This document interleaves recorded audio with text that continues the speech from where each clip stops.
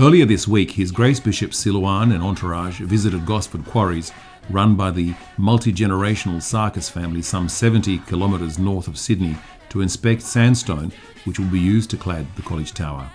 It's a real honour to have you guys here and to give us the opportunity to show you around our facilities, what our family's been able to achieve over the last 20 years and what we are going to be delivering to contribute to your beautiful project out at Barrowville.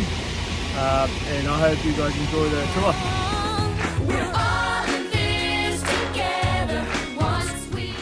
The tower was designed by renowned Belgrade architect Ljubica Bošnjak, and whilst faithfully adhering to the principles of the famous 14th century Serbian Morava school of architecture, it's local Australian white sandstone which has been chosen for the St Sava College landmark.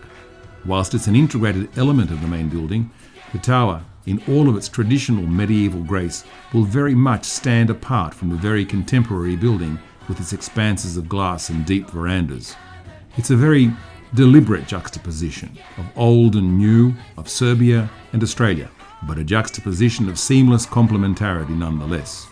The St George Cathedral Parish in Cabramatta has very graciously offered to cover the cost of supply and installation of the sandstone, and with the carving of marble decorative features to be installed late next year, the tower will become the college's defining feature. The visit to Gosford Quarries was very much an educational experience. Selection of stone is a complex process. At the sight of a sea of massive stones, you would think that pyramids were being built nearby, but not so. This is our holding yard. Blocks come in from all our from our 9 different quarries, and then they're held here in their different sort and colours, and then processed. Obviously, stone is carefully selected here of what's in terms of initial selection, and then we'll go through the processing, which is our primary soaring, which is our initial slabbing. From that, it's pulled out, put on pallets, ready for our secondary cutting, which is then when the lists come in with the different sizes. So we cut our thickness first, which is in this case 50mm, and then our secondary processing is cut to size. And the third process, again, as it's lifted off, it's checked the third time. We'll see some samples of the colour range, which is going to vary from the pure white to the sort of medium to lightly banded pink and brown, and sort of the blend in between. You'll notice the stone will display more colours when it's wet than when it's dry.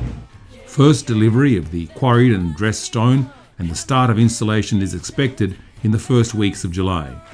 The exceptional hospitality and welcome of Sid and Charlie Sarkis and their demonstrated dedication to their work and attention to detail was very, very encouraging.